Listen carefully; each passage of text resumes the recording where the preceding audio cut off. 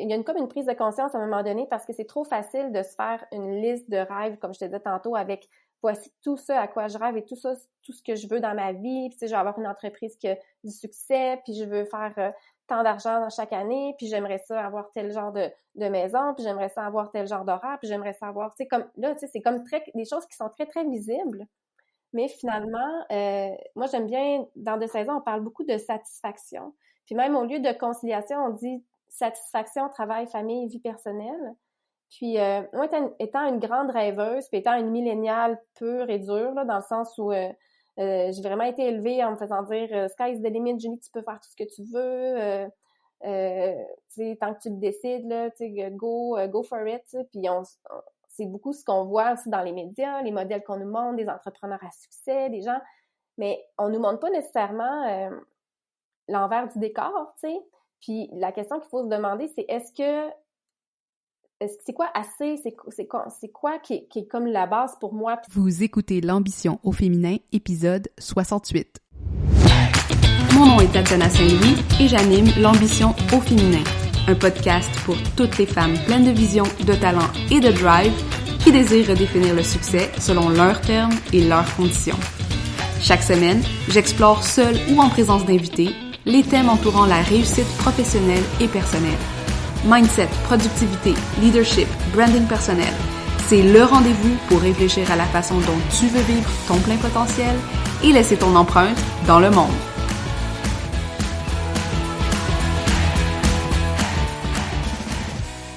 Salut les ambitieuses, comment vous allez aujourd'hui? J'espère que vous allez bien. Bienvenue dans un nouvel épisode de l'ambition au féminin. Je suis super contente que vous allez passer ce moment privilégié avec moi pour parler succès, ambition.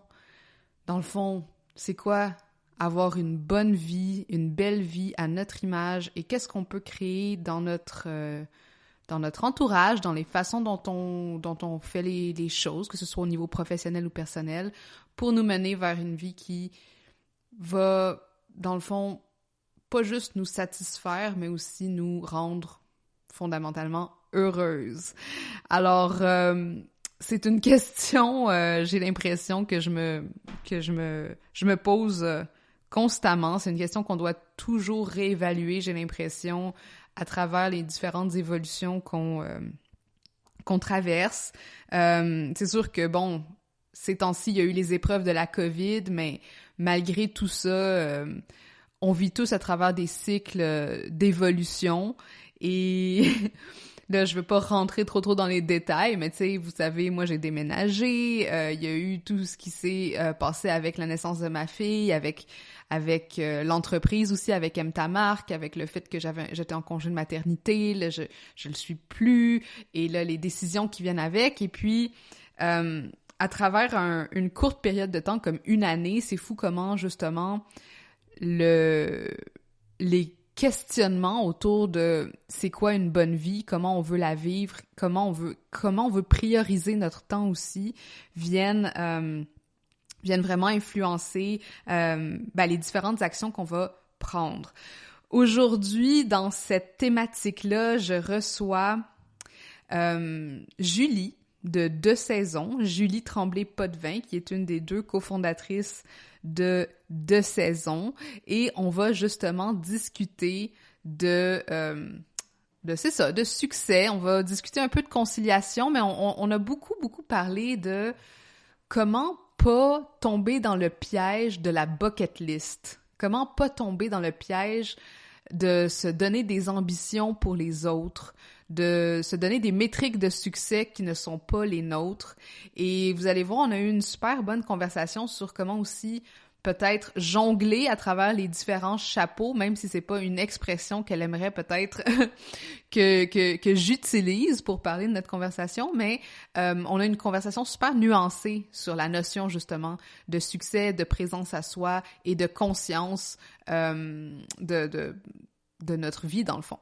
Alors, un peu à propos de deux saisons, Marie-André Macroux et Julie Tremblay-Potvin, c'est les deux stratèges en développement de personnes et des organisations chez De saison.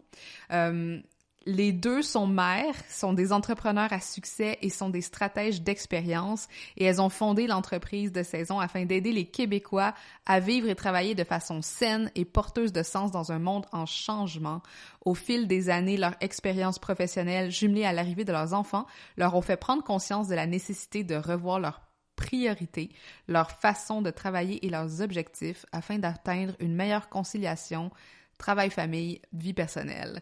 Alors, on a des cheminements assez semblables, puis on en parle un petit peu dans l'épisode, Julie et moi, et on se rejoint beaucoup sur la mission aussi de c'est quoi, dans le fond, arrimer une vie professionnelle qui va nous servir, qui va être à l'image de ce qu'on veut vivre aussi au niveau personnel.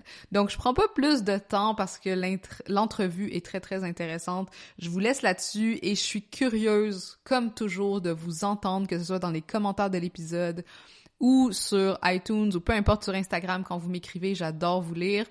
Savoir qu'est-ce que ça a résonné chez vous. Est-ce que vous réfléchissez à cette notion de succès-là? Qu'est-ce que ça vient générer chez vous aussi comme réflexion? Donc, je vous laisse avec Julie et on se voit la semaine prochaine.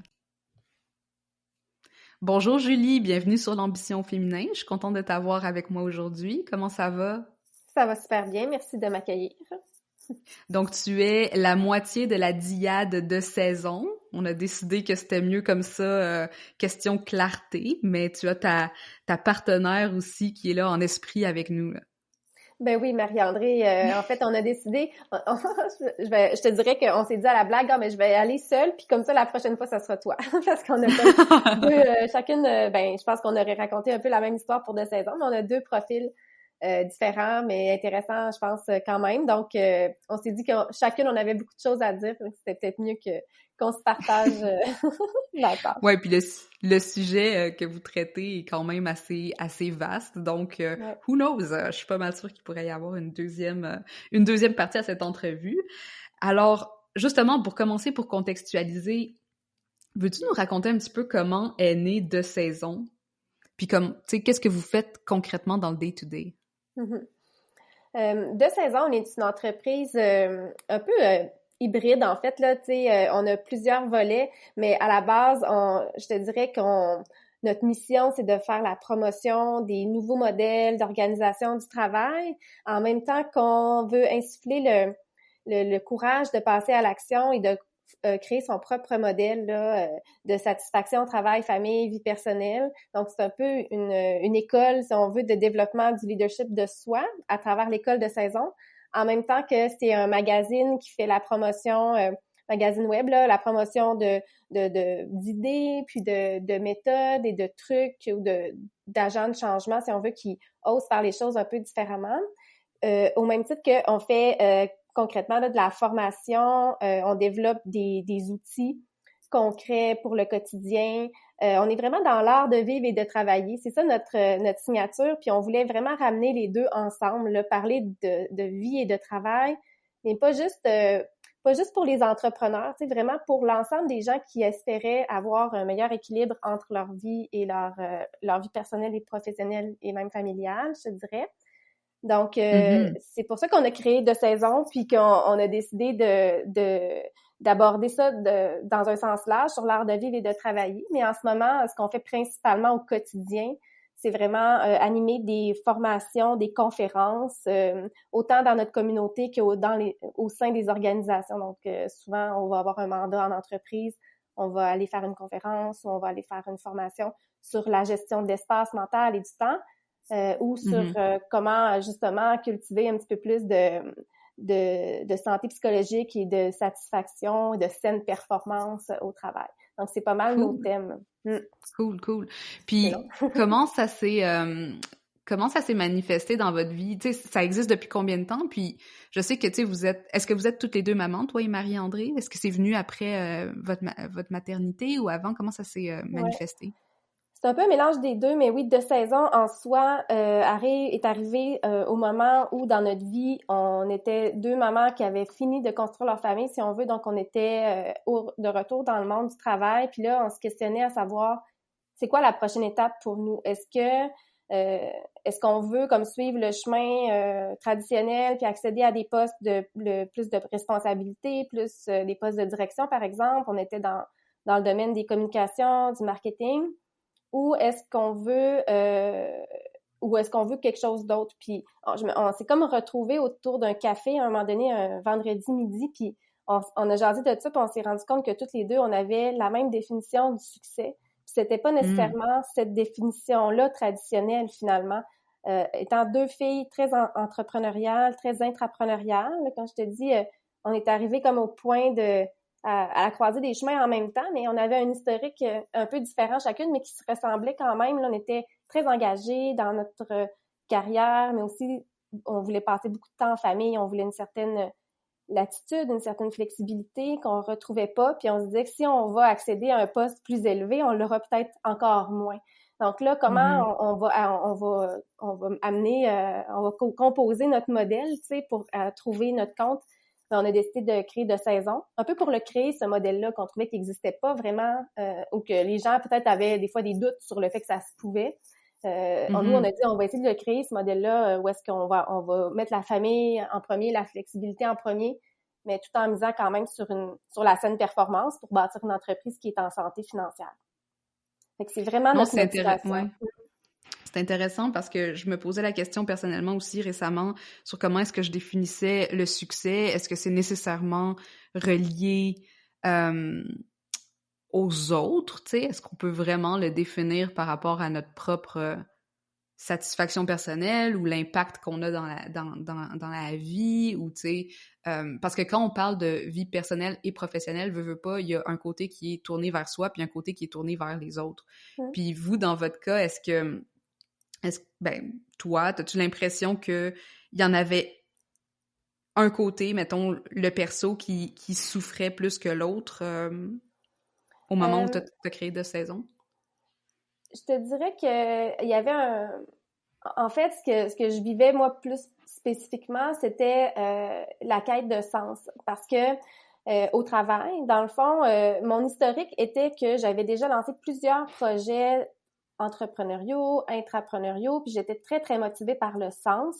Puis moi, le sens de mon travail, c'était justement faire la promotion, créer des nouveaux modèles d'organisation qui sont bienveillantes, sainement performantes, puis construire un peu l'avenir à travers tout ça. Puis au moment où on a décidé de créer de saison, j'étais stratège de marque dans une agence de communication, hein, un peu comme on a un profil qui se ressemble, là, tantôt je t'expliquais. Mais j'avais aussi créé une grande communauté qui s'appelait Les Inspirés. On était comme 8000 jeunes professionnels, on avait un blog avec 300 articles, tout ça. Puis à un moment donné, j'avais dû mettre ce projet-là de côté parce que c'était trop un side project avec mon emploi, avec ma famille. Donc, il y avait quand même ce désir-là de ramener le sens là au premier plan et pas juste travailler pour des clients, mais aussi travailler pour bâtir quelque chose qui serait comme mon propre projet, puis le voir prendre vie. Donc, c'est sûr qu'il y avait ce désir-là qui était très, très fort. Fait que je te dirais que c'est plus au niveau professionnel que je souffrais. Puis en même temps, je voulais avoir du temps, une certaine liberté sur comment j'utilisais mon temps. Et j'étais certaine d'être capable d'être productive sans nécessairement suivre les règles préétablies du monde du travail, où est-ce que, tu sais, bon, il y a des choses qu'on se permet pas de faire parce que, bon, ça serait créer un précédent ou ce serait, c'est pas comme ça qu'on travaille. Tu sais, il y avait comme une certaine résistance. Puis, tu sais, par exemple, de devoir, tu sais, comme quand je voulais aller chercher mes enfants à l'école tôt, c'était important pour moi. Je voulais avoir du temps à l'extérieur, je voulais avoir du temps en nature. Quand on est au bureau, on peut moins l'avoir. Là, en ce moment, tu sais, on savait pas qu'il y aurait la pandémie avec tout le télétravail qui ça amène et tout ça. Mais ouais, ça faisait partie de nos préoccupations à toutes les deux. Puis Marie-André, elle, de son côté, elle avait fini une entreprise, sa propre entreprise, là, qu'elle avait fini ce projet-là, puis elle se demandait quel serait son prochain projet. Puis elle avait un peu le même désir là, de bâtir quelque chose qui serait un peu à notre image. Donc, on a décidé de... C'est vraiment ce qui nous a poussé là. Je dirais il y avait un peu des peines dans chacune des sphères, mais c'était plutôt de s'épanouir au travail sans pour autant que ça prenne toute la place. Je comprends. Puis, tu sais, cette tension-là, j'ai l'impression qu'en tant que femme, on la vit particulièrement. Est-ce que tu as l'impression que... Bon, parce qu'en fait, Moi, je me rappelle le moment où j'ai appris c'était quoi le concept de charge mentale. Je m'en rappelle très bien dans ma vie parce que ça a été comme une grande réalisation. Puis ça fait pas si longtemps que ça, là, je dirais ça fait peut-être 5 ans là, que j'y ai pensé. Mais tu sais, ça a aussi suscité genre des grosses remises en question, non seulement par rapport à moi-même, mais par rapport à mon couple, par rapport aux conversations que j'ai dû avoir avec lui. Tu sais, t'as-tu l'impression que à travers toute cette recherche de conciliation-là ou cette recherche de balance-là, il y a quand même une pression qu'on se met à travers tout ça de, encore une fois, faire un travail de plus pour juste se sentir bien? Ben, je pense que le concept de charge mentale, je te dirais que de mon côté, j'ai dû l'approfondir pour voir comment ça s'appliquait dans ma vie, parce qu'évidemment, j'avais l'impression d'avoir le mental complètement saturé puis d'être très occupée mentalement, tu sais. Mais j'ai aussi un conjoint ultra impliqué qui fait énormément de choses dans la maison et tu sais qui a lui-même la charge mentale. Donc, il exécute pas, tu sais, il par lui-même, il pense un peu à tout. Donc, je te dirais que la charge mentale chez nous est un peu dédoublée dans le sens où on est les deux préoccupés. Puis, fait, tu sais, finalement, moi, j'avais pas l'enjeu de transférer de la charge mentale, mais dans notre couple, on avait un autre enjeu qui était de bien diviser la charge mentale pour se faire confiance, puis tu sais, fermer des tiroirs dans notre tête. Mais d'une part, de mon côté, je me suis rendu compte, tu sais, que ce qu'on dit souvent, les filles ont une charge mentale plus élevée, mais c'est parce qu'ils se mettent des exigences plus élevées. Ça me chicotait un peu parce que je me disais, c'est-tu vrai, c'est-tu pas vrai, c'est parce qu'on se contente moins de peu, tu sais, puis à quelque part, tu sais, dans nos formations, on en parle beaucoup parce que j'ai vraiment étudié la question, puis moi, dans mon cas, je me suis rendu compte que la charge mentale était aussi beaucoup une charge, non pas de tâches, de choses à penser ou à faire, mais une charge de désir, puis de désir infini. Là, je pense que c'est pas juste une question de fille ou de gars, mais c'est une question d'air du temps. Là. C'est vraiment dans l'air du temps. Cette culture-là de vouloir maximiser notre vie, de vouloir faire beaucoup de choses, le sky's the limit, là, si on veut. Tu sais, on le porte en nous, je trouve. Moi, c'était vraiment quelque chose, tu sais, j'avais une longue liste de rêves, j'avais comme un tableau Pinterest qui débordait de plein de choses, puis je me disais, pourquoi pas, tu sais, mais penser quelque chose, c'est plus rapide que de le faire et de le réaliser, tu sais, comme les rénaux, tout ça, là, tu sais, c'est facile d'avoir plein de belles images dans notre tête, mais ça prend du temps à l'exécuter, puis ce réalisme-là, tu sais, à un moment donné, où j'ai fait un exercice de simplification vraiment, moi, mentale pour me libérer de tous ces désirs-là qui, finalement, prenaient beaucoup de place dans ma tête. Fait que oui, il y avait une question de ça dans mon cas, mais aussi, je trouve qu'il y a un autre volet de la charge mentale qu'on néglige, c'est la charge émotionnelle, tu sais. C'est toute la charge des émotions, puis de tout le discours intérieur qu'on porte autour de nos émotions, mais aussi de notre ressenti. Et tu sais, quand on comprend mieux que nos pensées génèrent des émotions, nos émotions, tu sais, génèrent du stress ou un sentiment de fatigue, et ça peut tourner en boucle dans notre tête. Ben moi, pour le réaliser, il a vraiment fallu que je fasse à un moment donné, j'ai eu un genre de épuisement psychologique. Là. Même, je me suis rendue jusqu'à, tu sais, il y avait plus rien qui rentrait dans ma tête. Puis ça a été vraiment, c'est drôle parce que on travaillait déjà sur 2 saisons, puis c'était déjà dans notre mission, tu sais, de parler de tout ça, de conciliation et tout ça. Mais c'est comme si que, justement, peut-être qu'on travaillait là-dessus parce qu'on le ressentait dans notre vie. Mais moi, à un moment donné, on travaillait sur 2 saisons, puis j'avais encore mon emploi à temps plein, puis à un moment donné, c'était juste trop, là. Puis c'est drôle, ça fait comme 2 ans présentement, c'est comme 2 ans, là, le 14 février que j'étais partie en arrêt de travail. Puis pour moi, ça a été comme un peu le point de bascule parce que c'est là que je me suis mise vraiment à intégrer tous ces concepts-là que je connaissais, mais là, de pouvoir vraiment l'expérimenter. Puis là, après ça, on est devenu à temps plein dans 2 saisons. Je suis pas retournée à mon emploi parce que là, c'était comme le point. À un moment donné, il a fallu que je fasse des choix pour pouvoir alléger cet espace mental-là. Parce qu'on peut pas tout tenir à bout de bras, justement, tu sais, à un moment donné. Oui, comme tu dis, tu as eu une discussion, toi, peut-être dans ton couple, ben, tu sais, moi, je l'ai eu avec moi-même aussi, je te dirais, là. Oui, en couple, mais aussi avec moi-même. Ouais, absolument, absolument. Puis c'est super intéressant ce que tu dis de cette charge de désir qu'on se met, puis ça tombe bien qu'on soit sur le podcast L'ambition au féminin, parce que tu sais, des fois aussi, puis ça revient un peu à la question du début où on parlait du succès, de vraiment être capable de définir le succès pour nous. Je trouve que c'est un exercice qui est vraiment difficile à faire, de s'assurer qu'on n'est pas en train de juste peut-être émuler ou demander à d'autres ou à l'extérieur ou à la pression sociale de nous dire ce qu'on devrait faire, tu sais. Puis je pense que ça prend quand même un gros courage, puis c'est pour ça que ça m'intéresse aussi de t'entendre peut-être sur la notion de self-leadership ou leadership de soi que t'as mentionné au début, puis comment c'est important à développer pour être capable justement de se donner non seulement des barèmes et des balises, mais aussi des limites à cette charge émotionnelle et cette charge de désir. Mm. Ben absolument. Puis en fait, c'est de trouver nos propres réponses. C'est pas nécessairement évident parce que c'est sûr que nos désirs, ils naissent souvent par des modèles, parce qu'on va voir, tu sais, on va voir dans notre environnement des éléments, puis on va dire, ah, j'aimerais ça moi aussi avoir ça, ou ça m'appelle, ou j'aime telle chose, ou ça m'attire, ou ça c'est mon rêve. Donc on construit un peu notre idéal à partir de ce qu'on voit autour de nous. Donc puis on a un désir d'appartenir aussi, tu sais, tout ça, c'est tout comme intermélangé, si on veut, là. Donc, quand on est une personne ambitieuse, ben on a comme l'impression que l'ambition, tu sais, justement, ça a un certain modèle, hein. Puis je trouve ça intéressant que, tu sais, toi, tu dises, peu importe ton modèle d'ambition, puis peu importe ton modèle de succès, qui est notre discours également.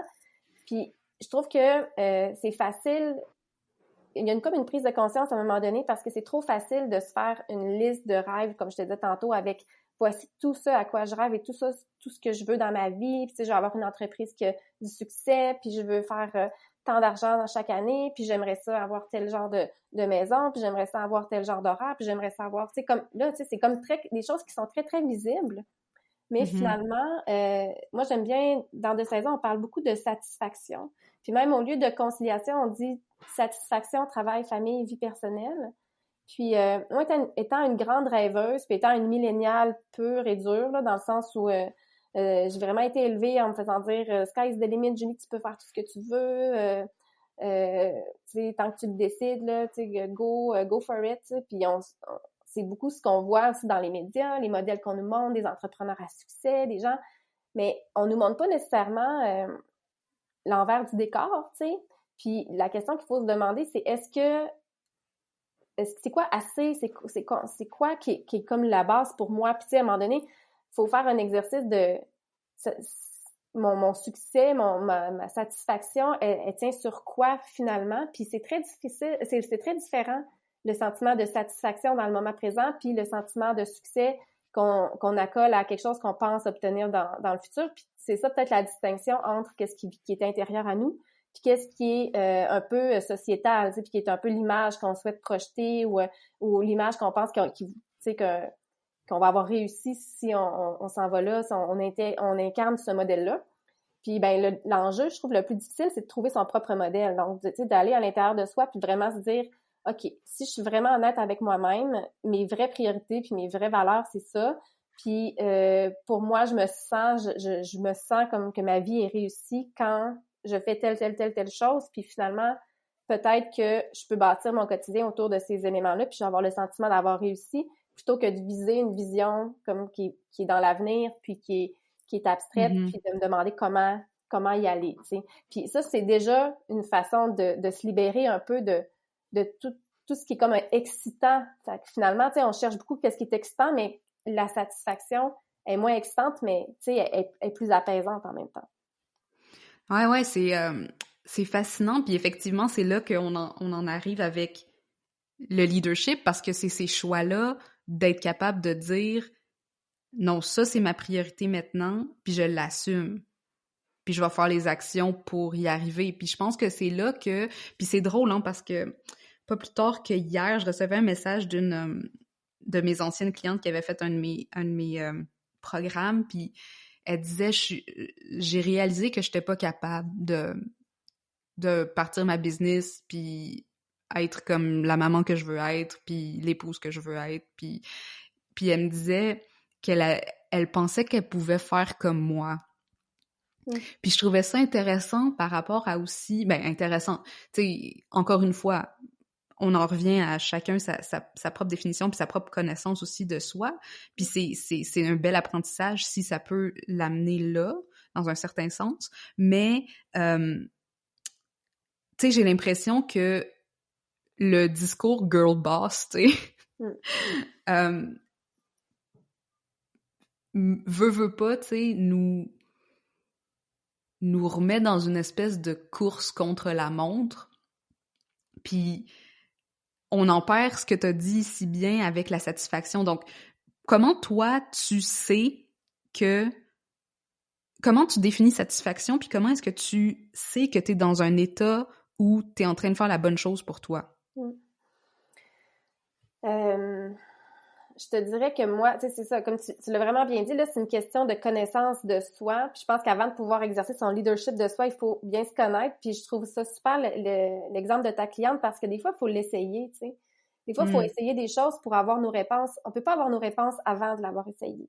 Il faut qu'on tu sais, on construit un peu notre modèle par élimination, parce que des fois, certains éléments nous attirent, on l'essaie, puis finalement, ah non, c'est pas pour moi, tu sais.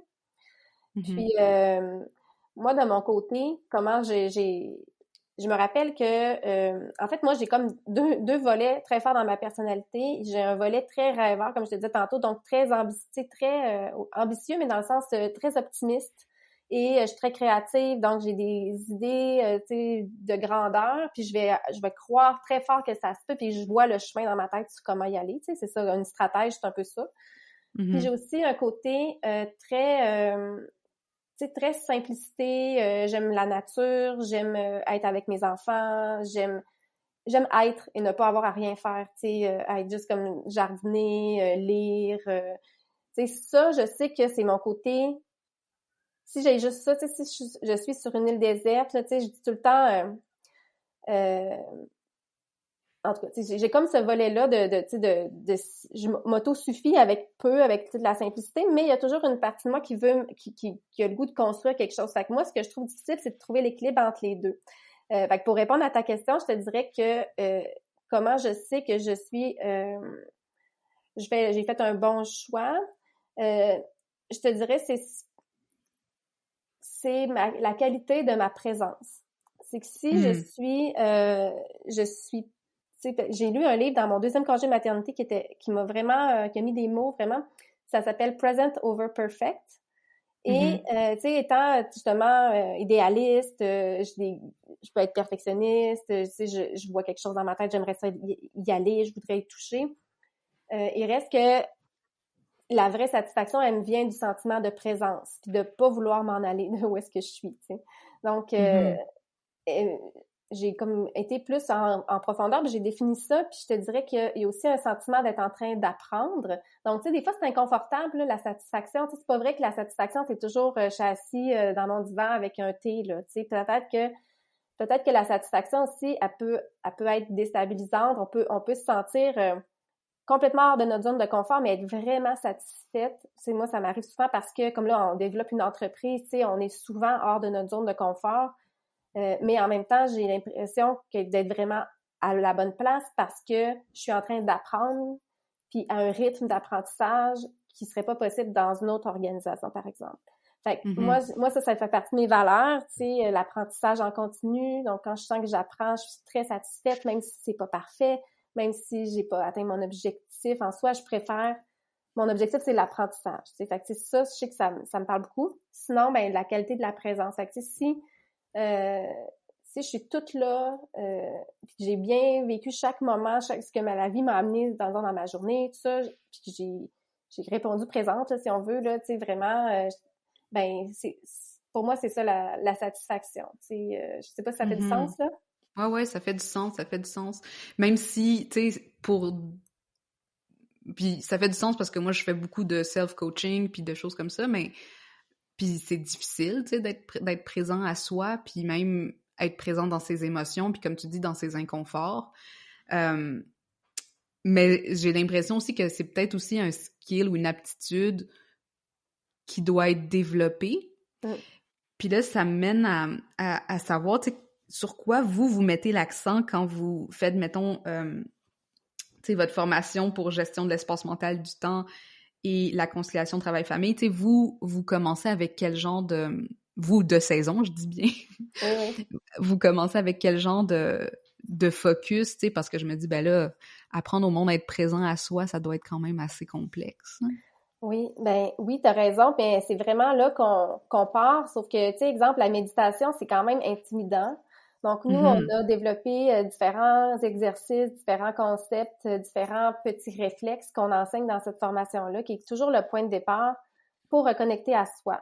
Puis, tu sais, on essaie que ça soit justement 5 minutes à la fois, que ce soit en mouvement, par exemple, tu sais, pour vrai. Puis, on a des exercices guidés, on a des audios, on a des outils quotidiens aussi pour que ça devienne un réflexe de se reconnecter à soi. Mais, tu sais, avant même que les gens fassent ça, il faut qu'on leur apprenne la bienveillance, qu'on leur donne un peu la permission d'être bienveillants envers eux-mêmes, puis de partir de soi pour construire un peu leur journée ou construire leur vie ou leur vie personnelle, Mhm. professionnelle.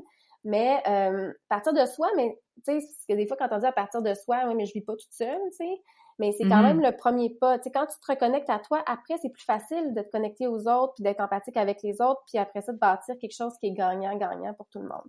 Tu sais, je pense que ça, c'est une notion qui est importante aussi parce que, tu sais, quand on n'est pas nécessairement des jeunes professionnels qui vivent seuls dans un appartement puis que, tu sais, on peut tout décider pour nous-mêmes, là. Je veux dire, on a des Mhm. familles, on a des conjoints, tu sais, il reste que la vie est faite de compromis aussi. Puis c'est important, tu sais, nous, ce qu'on enseigne, c'est un peu l'idée de développer ses réflexes de réflexion stratégique, mais tu sais, stratégique dans le sens, l'objectif, c'est qu'on ait quelque chose qui est gagnant-gagnant puis qui rassemble les gens autour de, tu sais, puis qui permettent d'avancer ensemble.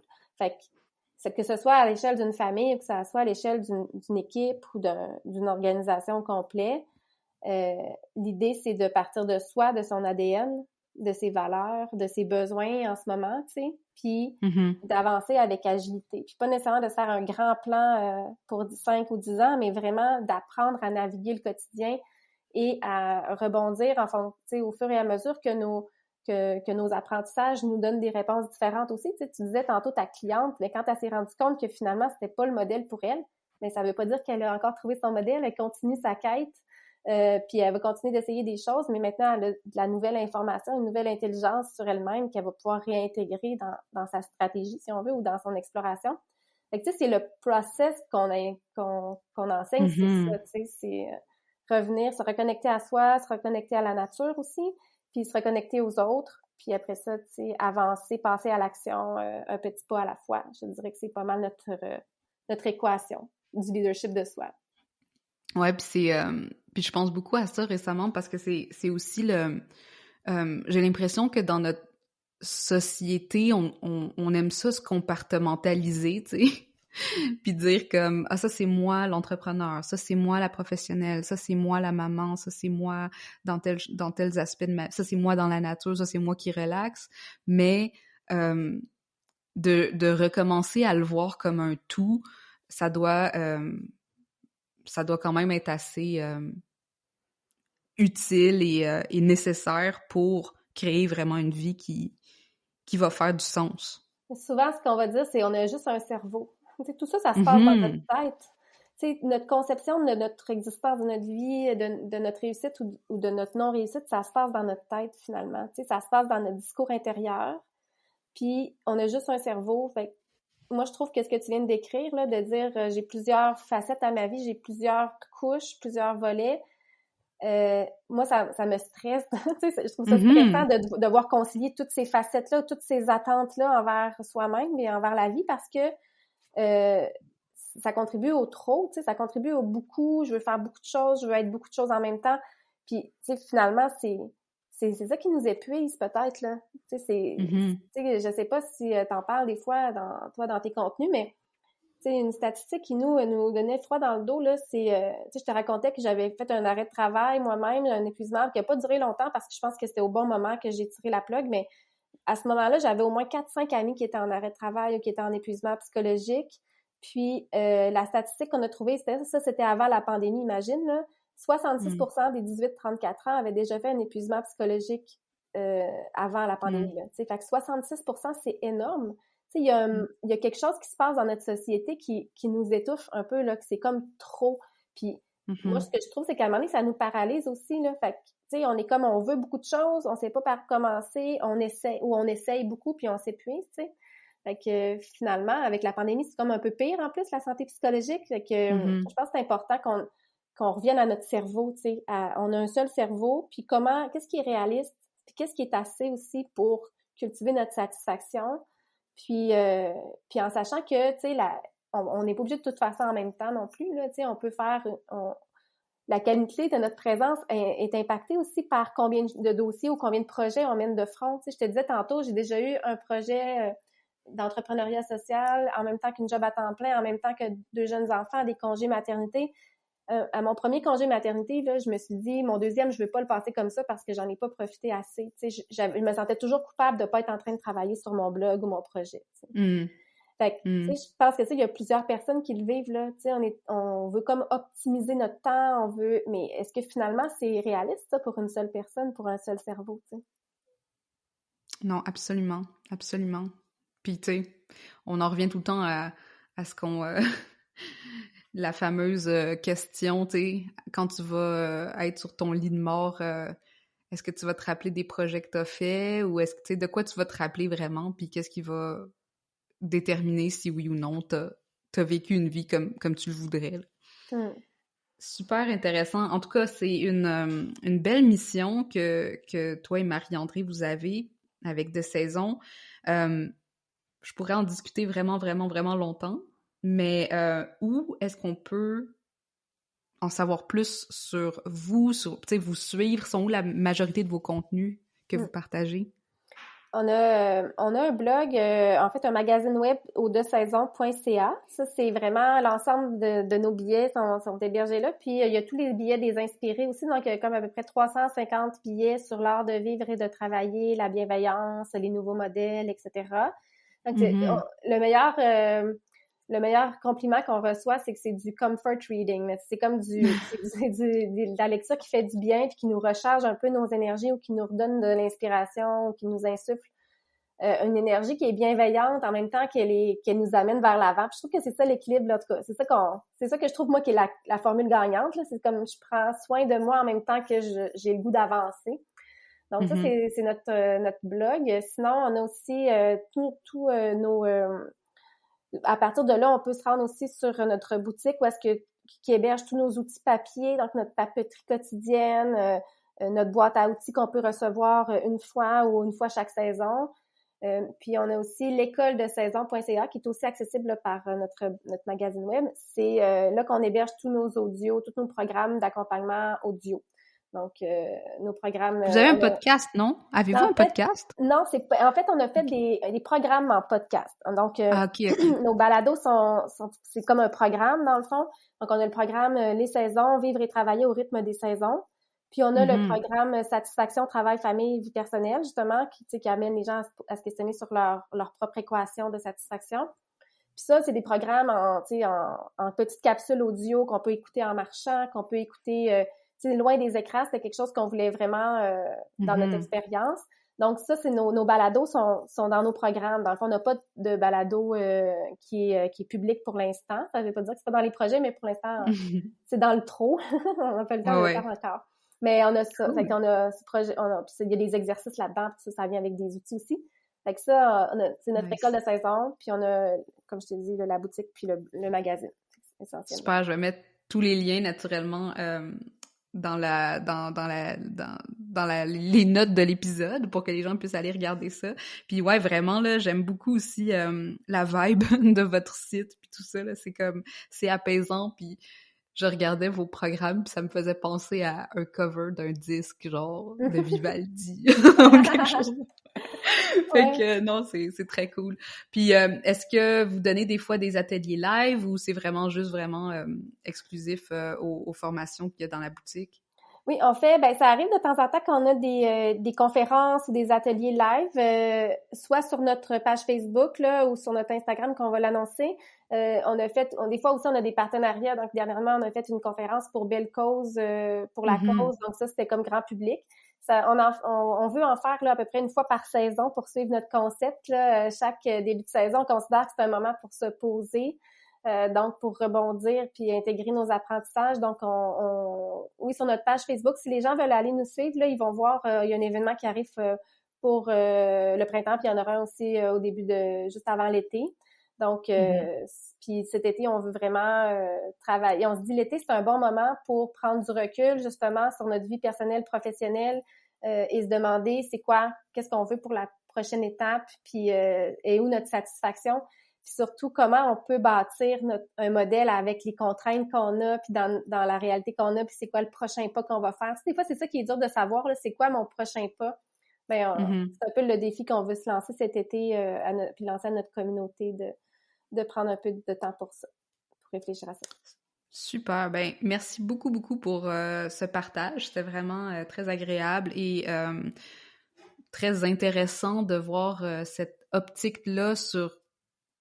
On n'a pas utilisé le mot, là, mais performance.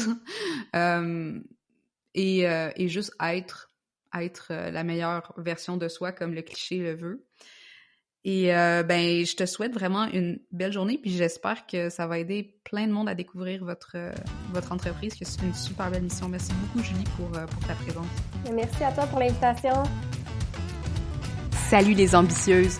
J'aimerais faire de ce podcast une plateforme d'échange et de réflexion autour de ce que ça veut dire être une femme et avoir du succès aujourd'hui. Si tu connais une femme dont le parcours inspirant aurait intérêt à être partagé, ou si toi-même pourrais nous outiller grâce à ton expertise ou ton expérience, rends-toi sur mtamarque.com/invité pour m'envoyer les détails. Et finalement, profites-en pour t'abonner à ce podcast afin de manquer aucun des épisodes. Et si tu es dans un mode généreux, laisse-moi donc un 5 étoiles pour aider d'autres femmes comme toi à découvrir le podcast. À la prochaine!